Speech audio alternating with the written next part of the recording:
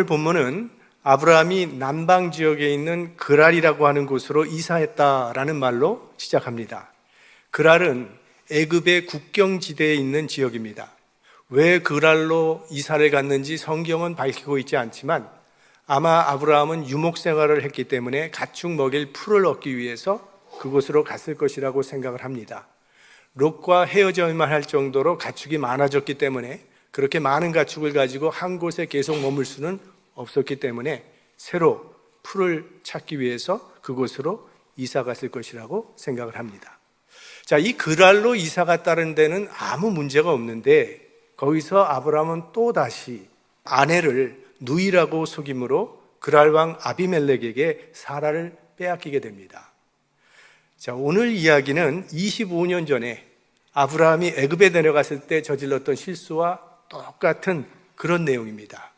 25년 전에 아브라함이 가나안 땅에 처음 이민 왔을 때 그 땅에 기근이 들므로 먹을 것을 구하기 위해서 애굽 땅에 내려간 적이 있었습니다. 거기서 아브라함은 일생일대의 실수를 하게 됩니다. 아내를 누이라고 속이는 바람에 바로 왕에게 아내를 빼앗기는 큰 위기를 만나게 되었는데 하나님께서 개입해 주심으로 아브라함과 사라를 그 위기에서 구원해 주셨습니다. 그런데 25년이 지난 지금 아브라함은 또다시 똑같은 실수를 반복하고 있습니다. 2절 말씀을 보겠습니다. 그 아내 사라를 자기 누이라 하였으므로 그랄 왕 아비멜렉이 보내어 사라를 취하였더니 25년 동안이나 신앙생활을 했는데도 그는 여전히 죄를 범하고 있습니다. 신앙생활 오래 했다고 해서 죄 문제가 저절로 해결되는 것 아닙니다. 목사 직분을 갖고 있다고 장로가 되었다고 죄 문제 초월할 수 있는 것 아닙니다. 제자 훈련 받았다고 온전해지는 것도 아닙니다. 죄 문제는 우리가 이 땅을 사는 날 동안 일생 우리를 괴롭힐 것입니다. 자, 그런 면에서 볼 때 오늘 이 아브라함의 실수는 우리에겐 참 큰 위로가 되는 사건입니다. 만약에 아브라함이 한 번도 실수를 범하지 않았다고 하면 우리는 주눅이 들어서 신앙생활하기 어려웠을 겁니다. 믿음의 조상 아브라함도 실수를 반복했기 때문에 우리같이 연약하고 보잘것없는 인간도 소망이 생기는 것입니다. 우리는 살아가면서 끊임없이 잘못을 범하겠지만 하나님의 은혜 안에서 얼마든지 믿음의 사람들이 될 수 있다는 것을 아브라함을 통해서 확인할 수 있기 때문입니다. 똑같은 실수를 반복하는 아브라함이 한심하게 보일 수도 있습니다. 다른 거라면 몰라도 어떻게 똑같은 죄를 똑같이 반복할 수 있느냐 이렇게 말할 수도 있습니다. 그러나 그건 우리 인간을 몰라서 하는 이야기죠. 여러분에게 한번 묻겠습니다. 여러분은 한 번 지었던 죄는 절대로 다시 짓지 않으십니까? 고쳐지지 않는 이 습관적인 죄가 늘 우리를 넘어지게 하고 있지 않습니까? 왜 우리들은 동일한 죄를 계속 반복해서 짓는 것입니까? 이것은 이 죄라고 하는 것이 우리 안에 얼마나 뿌리를 깊이 내리고 있는지를 보여주고 있는 것입니다. 죄에서 벗어날 수 없는 우리 인간의 실존을 보여주는 거예요. 그래서 다윗이 범죄한 후에 밧세바와 동침한 후에 이런 고백을 하지 않았습니까? 내가 죄악 중에 출생하였으며 모친이 죄 중에 나를 잉태하였나이다. 이건 어머니를 원망하는 그런 말이 아닙니다. 죄라고 하는 것이 단순히 외부의 환경 때문에 생겨진 것이 아니라 더 근본적인 뿌리가 있습니다 라고 실토하는 것입니다. 본래 나는 그런 사람이 아닌데 우발적으로 잠깐 실수를 해서 이런 일을 했다는 것이 아니고 더 본질적이고 더 본래적인 문제라고 얘기하는 거죠. 근본적으로 죄인됨을 고백하고 있는 것입니다. 어거스틴은 참회록에서 내 한 일에 죄 아닌 것이 무엇이며 내 마음속에 죄 아닌 것이 무엇이더이까 라고 고백했어요. 인간 자체가 죄덩어리라 그런 고백입니다. 그래서 종교개혁가 칼빈은 인간은 전적으로 타락한 존재, 부패한 존재라고 말했습니다. 나는 죄인이라는 사실을 솔직하게 인정하고 살아야 합니다. 목사도 장로도 선교사도 권사도 집사도 예외 없습니다. 다 죄인입니다. 여러분의 남편이 아니면 여러분의 아내가 여러분의 자녀가 똑같은 잘못을 반복한다고 해서 너무 실망하거나 상처받지 마시기 바랍니다. 아브라함의 후손이기 때문에 그런 것이로니 생각하면 된다는 거예요. 25년 전에 바로에게 아내를 빼앗겼을 때 아브라함의 마음이 얼마나 고통스러웠겠습니까? 그때 아브라함은 결심했을 겁니다. 다시는 결단코 이런 실수는 내가 하지 않을 것이라고 결단했을 거예요. 그러나 25년이 지난 지금 아브라함은 또다시 똑같은 잘못을 저지르고 있습니다. 그러니까 죄는 인간의 의지나 노력으로 해결할 수 있는 것이 아니라는 겁니다. 노아 때는 하나님께서 물로 세상을 심판하셨습니다. 그러나 물 심판으로도 죄는 사라지지 않았습니다. 소돔과 고모라는 불로 심판을 하셨습니다. 불로 심판을 받았음에도 인간은 변화되지 않았습니다. 그러니까 인간의 힘으로는 구제불능이라는 거예요. 그러나 인간이 할 수 없는 그것을 예수 그리스도께서 가능하게 하신다는 것이 복음입니다. 예수 그리스도의 보혈이 죄를 이기는 능력이며 인간을 변화시키는 능력입니다. 사실 아브라함 편에서는 아내를 누이라고 속일 만한 이유도 있었을 것이라고 생각합니다. 얼마 전에 아브라함은 소돔과 고모라의 사회학이 얼마나 추악했음을 목격했던 사람입니다. 그들에게는 하나님이라는 게 없고 정의나 도덕 아무것도 없는 부패한 사회였어요. 아브라함은 하나님을 모르는 사람들에게는 정직과 진실이 통하지 않는다고 생각했을 것입니다. 그래서 그런 사람들 대하려면 그들처럼 똑같이 거짓말하면서라도 자기 신변을 보호하는 수밖에 없다고 생각했을 것입니다. 그러나 그것은 아브라함의 잘못된 선입견이었다는 것이 이제 잠시 후에 밝혀지게 됩니다. 여기 지금 사라의 나이가 어느 정도 됐냐면 90세가 가깝습니다. 근데 그 나이에 왕이 반할 정도로 미인이었다는 것은 이건 놀라운 일입니다. 그래서 어떤 성경학자는요, 다라가 아들을 약속받았을 때 하나님으로부터 아들이 있으리라는 약속을 받은 그 이후에 사라의 몸이 기적적으로 젊어졌다고 그렇게 해석하는 성경학자들도 있습니다. 정확한 이유는 모르지만 아무튼 아비멜렉이라고 하는 왕이 사라의 미모에 반해서 후궁으로 맞이했어요. 근데 여기 아비멜렉은 사람 이름이 아닙니다. 이거는 왕의 호칭입니다. 애굽의 왕을 바로, 또 로마는 가이사라고 얘기하는 것처럼 블레셋 왕은 다 아비멜렉이라고 그렇게 부릅니다.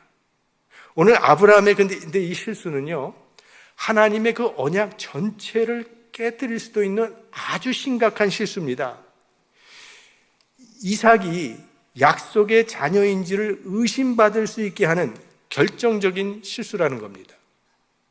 아브라함은 자기가 거짓말을 해서 아내를 빼앗겼기 때문에 도로 찾아올 수 있는 길이 없습니다. 그렇다고 아비멜렉과 상대할 수 있는 힘을 가지고 있지도 않습니다.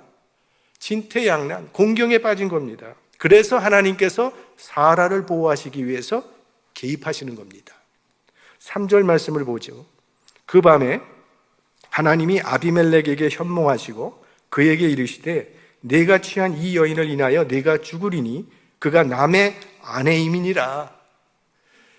지금 아브라함에게는요, 25년 동안 하나님과 동행해온 성숙한 모습이라는 것은 하나도 보이지 아니하고, 얼마 전에 자기 집에서 기른 사병을 이끌고 4개 연합군 왕들과 싸워서 물리쳤던 그 담대한 모습도 보이지 아니하고, 소돔을 위해서 기도하던 거룩한 제사장의 모습도 전혀 보이질 않습니다. 단지 자기 살겠다고 아내를 포기해버린 비겁한 아브라함의 모습만이 보일 뿐입니다.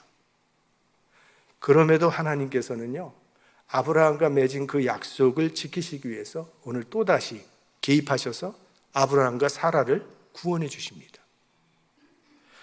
하나님은 어떻게 보면 탁월한 자질을 갖춘 사람보다는 이렇게 연약하고 결점이 많은 사람들을 사용하시길 기뻐하십니다. 왜냐하면 인간의 약함을 통해서 하나님의 능력이 더 온전하게 나타나게 되기 때문입니다. 모세는 40대가 그의 전성기였습니다. 그때는 애굽의 권력을 가지고 무엇이든지 하려면 할 수 있는 그런 지도력을 가지고 있었던 시기였습니다. 그러나 하나님은 40대에 모세를 부르지 않으셨습니다. 만약 그때 하나님께서 모세를 불러서 사용하셨다면 어쩌면 모세는 출애굽은 내가 이루었다라고 생각했을 수도 모릅니다. 그래서 모세가 80세가 되어서 난 이제 아무것도 할 수 없는 노바디라고 생각할 그때에 하나님께서 모세를 부르셨던 겁니다. 사도 바울이 육체의 가시 때문에 하나님께 빼달라고 간절히 기도를 했는데 하나님께서는 그의 질병을 고쳐주지 않으셨습니다. 대신 깨달음을 주시는데 이 가시의 의미를 깨닫게 해주십니다. 내 은혜가 내게 족하도다. 이는 내 능력이 약한 데서 온전하여짐이라 하신지라.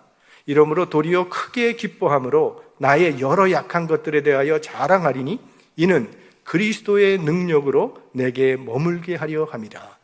내가 약할 때에 하나님의 능력이 더 강해진다는 그런 말씀이에요. 인간의 연약함을 하나님의 능력의 기회로 사용하신다는 것, 이게 우리같이 연약한 사람들에게 위로와 격려가 되는 메시지입니다. 하나님께서는 우리의 연약함과 결점조차도 하나님의 능력과 영광을 나타내는 기회가 되도록 역사하신다는 것입니다. 우리의 약함이 하나님의 강함이 될 수 있도록 역사하신다는 거예요. 아브라함의 이 반복되는 실수와 잘못에도 불구하고 하나님께서는 또다시 개입하셔서 건져주십니다. 하나님께서 아비멜렉의 꿈에 나타나셔서 사라의 순결을 지켜주십니다. 물론 아브라함이 하나님을 신뢰하고 이런 실수를 하지 않았어야 했지만 그런 연약함조차도 하나님의 능력과 자비와 신실하심을 드러내는 기회로 삼고 계신 것입니다. 우리 기독교와 다른 종교와의 가장 두드러진 차이점이 뭐냐 하면 우리 기독교는 은혜의 종교라는 거예요. 행위의 종교가 아닌 은혜의 종교. 받을 자격이 전혀 없는 사람들에게 일방적으로 베풀어 주시는 하나님의 은혜. 오늘 본문은 그것을 우리에게 잘 보여주고 있는 겁니다. 아브라함이 또 죄를 범했음에도 또 그에게 은혜를 베풀어 주시는 하나님의 모습을 우리에게 보여주고 있습니다. 그렇다고 우리가 계속 죄를 지어도 된다는 말은 아니죠. 다만 하나님의 약속은 우리 편에서의 믿음의 반응도 중요하겠지만 무엇보다도 하나님의 신실하심 때문에 성취되어진다는 말씀입니다. 우리의 믿음이 어떻습니까? 강할 때도 있지만 약할 때도 있고 낙심했다가 실망했다가 계속 흔들리는 게 우리의 신앙이죠. 그러나 반복되는 실수와 잘못에도 불구하고 우리를 포기하지 아니하시는 그 하나님의 신실하심 때문에 우리에게 주신 하나님의 약속은 반드시 이루어지게 될 것입니다. 우리가 너무나도 잘 알고 있는 예레미야 애가서 3장 말씀 우리 한번 같이 봉독해 보겠습니다. 여호와의 자비와 긍휼이 무궁하심으로 우리가 진멸되지 아니함이니이다. 이것이 아침마다 새로우니 주의 성실이 크도소이다. 지금 우리가 누리고 있는 영육간의 모든 축복의 가장 큰 원동력은 하나님의 신실하심, 거기에 있는 거예요. 여러분이 어떤 처지에 있든지 여러분 스스로를 어떻게 평가하든지 하나님의 약속은 믿는 자들에게 허락된 취소되지 아니하는 영원한 약속입니다. 이것이 여러분을 위로하고 실망치 않게 하며 믿음에 정진하는 인생이 되게 하기를 바랍니다.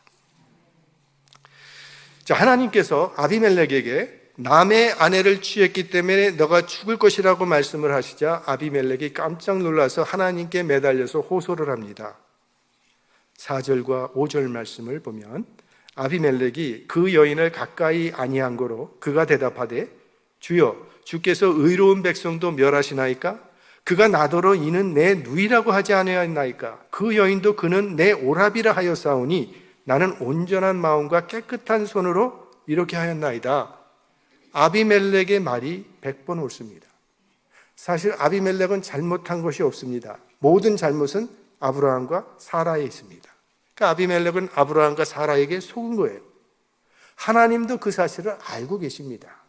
6절 하나님이 꿈에 또 그에게 이르시되 네가 온전한 마음으로 이렇게 한 줄을 나도 알았으므로 너를 막아 내가 범죄하지 않게 하였나니 여인에게 가까이 못하게 함이 이 까닭이니라. 하나님께서는 이방인의 말에도 귀를 기울이시고 인정해 주신다는 겁니다. 하나님은 의로운 자뿐만이 아니라 불의한 자에게도 해를 주시고 비를 내리시는 그런 하나님이시라는 거예요. 하나님을 믿는 하나님의 자녀뿐만이 아니라 이 세상 모든 민족과 백성이 다 하나님의 관심 아래에 있고 하나님의 공의 아래에 있다는 겁니다. 하나님은 결코 하나님 믿는 그 자녀만을 위해서 무고한 백성을 희생시키지 않습니다. 하나님은 모든 민족에게 공의로운 분. 그래서 오늘 아비멜렉이 부지 중에 죄를 짓지 않도록 막아주신 것입니다.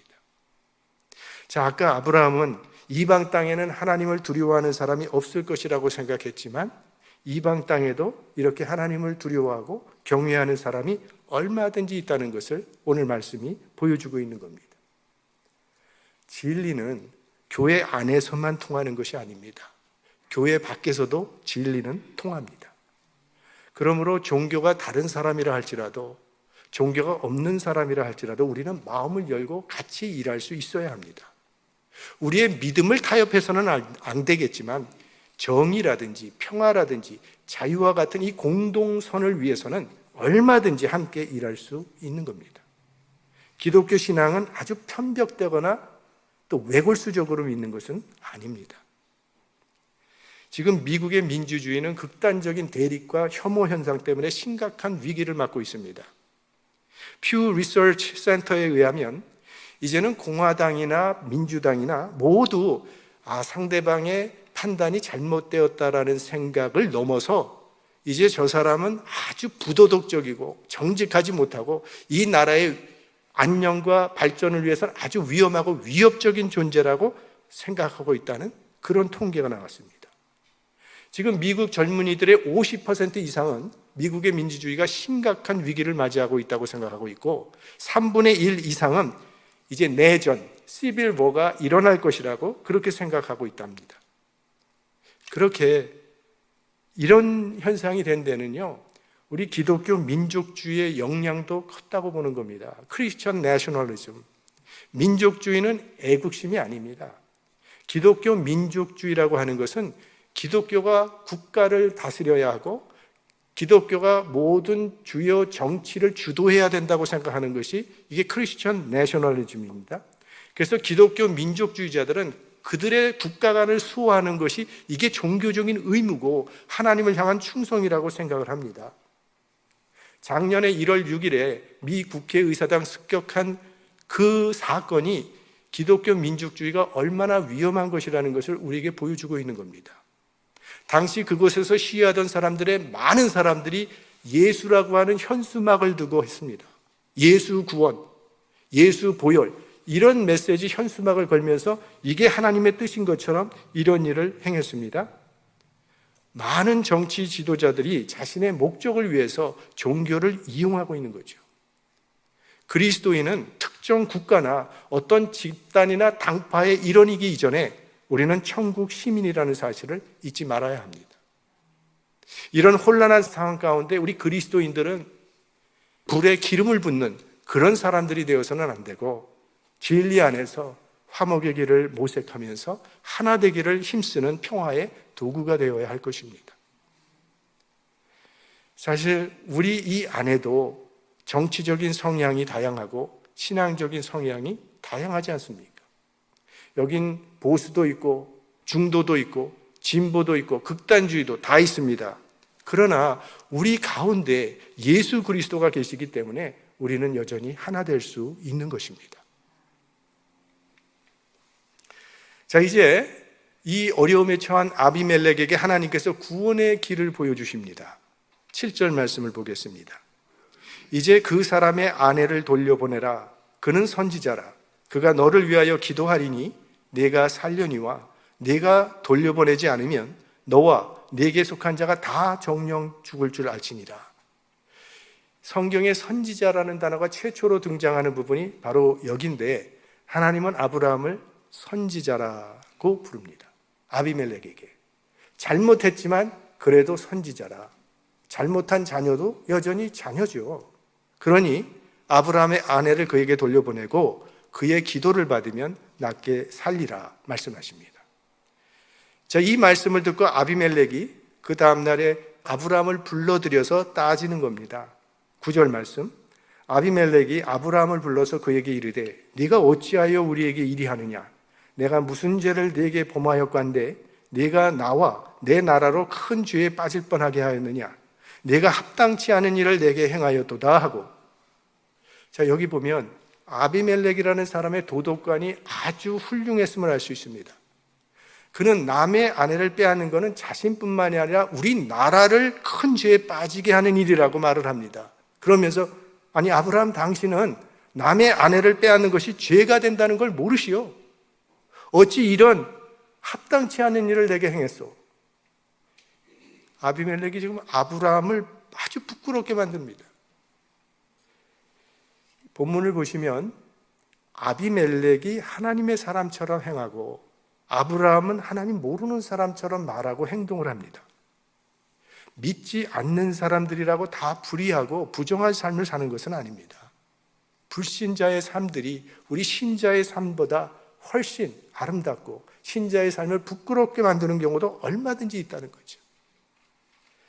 하나님을 믿는 사람이 세상의 신뢰를 얻지 못한다면 그가 선포하는 하나님의 말씀조차도 신뢰받지 못할 것입니다. 우리 하나님을 믿는 사람들은 이 세상의 본이 되는 삶을 살기 위해서 더욱 힘써야 할 것입니다. 자, 이제 아브라함이 아비멜렉에게 뭐라고 대답을 하느냐 하면 11절 말씀부터 2절을 보겠습니다. 아브라함이 가로되 이곳에서는 하나님을 두려워함이 없으니 내 아내를 인하여 사람이 나를 죽일까 생각하였으며 또 그는 실로 나의 이복누이로서 내 처가 되었음이니라. 두 가지 이유를 얘기합니다. 첫 번째는 나를 죽일까 봐 두려워서, 두 번째는 따져보면 정말 이복누이라서 그랬습니다. 얼마나 궁색한 변명입니까? 차라리 내가 잘못했으니 용서해달라고 했다면 그게 더 신앙인다운 모습이었을 겁니다. 이제 와서 사실 족보를 따져보면 누이도 된다. 아비멜렉 앞에서 구차한 변명을 늘어놓고 있는 이 아브라함의 모습은 초라하기 짝이 없습니다.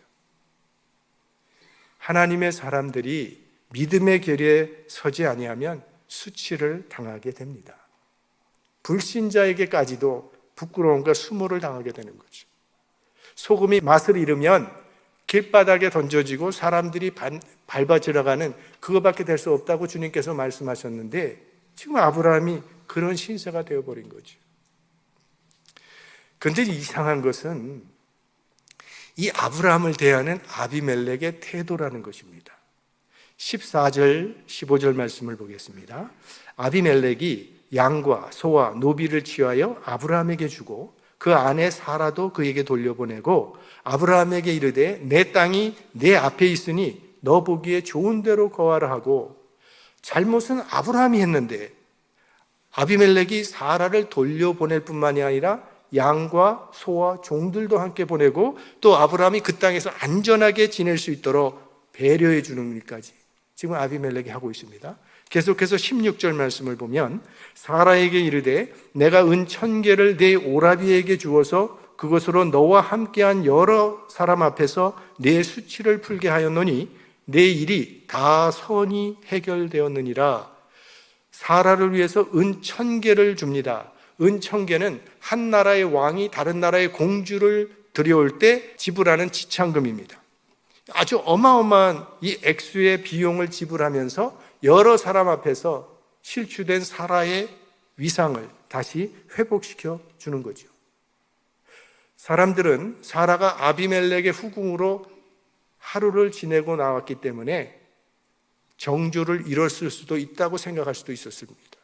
그래서 그에게 은 1000개를 주므로 아무 일이 없었다라는 것을 증거하는 증거물로 그렇게 삼았던 겁니다. 그리고 사라의 수치를 풀어준 것입니다. 근데 여기 보면요, 아비멜렉이 은 1000개를 내 남편에게 주었다고 하지 않고 뭐라고 얘기하냐면 내 오라비에게 주었다고 하면서 한 번 더 꼬집는 겁니다. 아마 아브라함과 사라는 쥐구멍이라도 있으면 들어가고 싶었을 겁니다. 아니, 잘못은 아브라함이 했는데 아브라함이 아비멜렉에게 용서를 빌고 사과의 선물을 바쳤어야 되는데 반대 현상이 일어나고 있습니다. 왜 아비멜렉이 아브라함을 이렇게 선대했을까요? 한 두 가지 정도의 이유를 생각할 수 있는데, 하나는 하나님이 두려웠기 때문입니다. 하나님이 아브라함을 선지자라고 불렀으니 하나님의 선지자 아브라함을 대적하는 것은 하나님을 대적하는 것임을 알았기 때문에. 이거 보면 아비멜렉이라고 하는 이방인이지만 하나님 경외하는 사람입니다. 모세가 구스 여인을 취했을 때 미리암과 아론이 모세를 비방하지 않습니까? 사실은 모세가 실수한 겁니다. 그런데 하나님은요, 모세를 두둔하십니다. 너희가 어찌하여 내 종 모세 비방하기를 두려워하지 아니하느냐? 내 종이 잘못했으면 내가 책망할 텐데 너희들이 왜 함부로 나서느냐? 모세를 대적하는 것은 나를 대적하는 것이라고 하면서 하나님이 진노하셔서 결국 미리암이 문둥병에 걸리는 그런 이야기가 나오죠. 또 다른 이유 하나를 생각한다면 아브라함의 기도가 필요했기 때문일 겁니다. 아브라함이 기도해야 날 것이라고 했으니까 아브라함의 기도를 받아야 했으니 그를 후대했을 겁니다. 다른 사람이 기도해 주고 싶은 사람이 되십시오. 다른 사람이 나에게 원망하는 마음이나 억울한 마음을 품게 되면 그들의 부르짖음을 하나님께서 들으실 겁니다. 내가 이웃에게 친절을 베풀었는데 그가 갚을 길이 없다면 생각날 때마다 감사한 마음으로 나를 위해서 기도하지 않겠습니까? 이런 기도는 응답이 빠르다고 하는 것이 성경에 나타납니다. 사도행전에 도르가라고 하는 과부가 착한 일을 많이 했는데 죽었습니다. 평소에 그의 도움을 받았던 여러 과부들이 그 도르가의 죽음을 슬퍼하면서 다시 살아났으면 좋겠다는 그런 간절한 소망을 품고 있었더니 하나님께서 베드로를 통해서 죽었던 도르가를 다시 살려주시는 그런 일이 생겼죠. 기도해주고 싶은 사람이 되는. 마지막으로 17절과 18절 말씀을 보겠습니다. 아브라함이 하나님께 기도하며 하나님이 아비멜렉과 그 아내와 여종을 치료하사 생산케 하셨으니 여호와께서 이왕에 아브라함의 아내 사라의 연고로 아비멜렉의 집 모든 태를 다치셨음이더라. 아브라함의 잘못된 행동 때문에요, 무고한 자들이 멸망을 당할 뻔했습니다. 믿음의 사람이 바로 살지 못하면 그 주변에 있는 사람들이 피해를 보게 된다는 거예요. 교회가 하나님 앞에 바로 서지 못하면 세상이 어지러워집니다. 세상을 구원으로 인도해야 할 교회가 오히려 세상을 구원해서 멀어지게도 할 수 있다는 거예요. 그러니까 하나님의 백성들이 믿음대로 살아야만 이 세상은 소망이 있는 것입니다. 내가 하나님 앞에 바로 설 때 나로 말미암아 이웃들이 축복과 은혜를 누리게 되는 것이죠.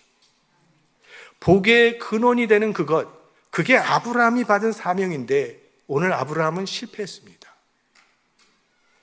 믿음의 조상이라 불리는 아브라함보다 아비멜렉이 더 훌륭한 이런 삶의 현장에서 하나님은 무슨 일을 하십니까? 실패한 아브라함을 회복시키십니다. 그를 선지자라 말씀하시고 그로 선지자의 사명을 수행하게 하십니다. 아브라함의 기도로 말미암아 아비멜렉의 집안이 회복되게 하심으로 아브라함의 선지자의 권위를 세워주시고 계신 겁니다. 아브라함이 하나님의 축복의 통로라는 사실을 온 세상 사람들 앞에 확인시켜 주시는 겁니다. 하나님께서는 아브라함을 열방을 향한 축복의 통로로 선택하심을 후회하지 아니하시고 실패한 아브라함을 여전히 축복의 통로로 사용하고 계신 것입니다. 아브라함은 실패했지만 하나님은 실패하지 않으셨습니다.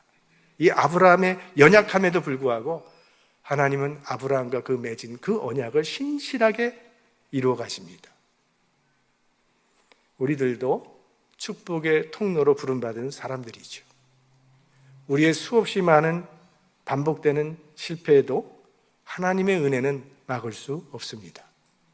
내가 나를 어떻게 생각하든지 다른 사람들이 나를 어떻게 평가하든지 하나님은 우리에게 주신 그 약속 신실하게 이루어 가실 것입니다. 아브라함을 사용하신 하나님께서 우리들도 사용하실 것을 믿고 하나님 앞에서 우리에게 주신 축복의 통로됨의 사명을 잘 감당해 나가시기를 주님의 이름으로 축원합니다. 성령의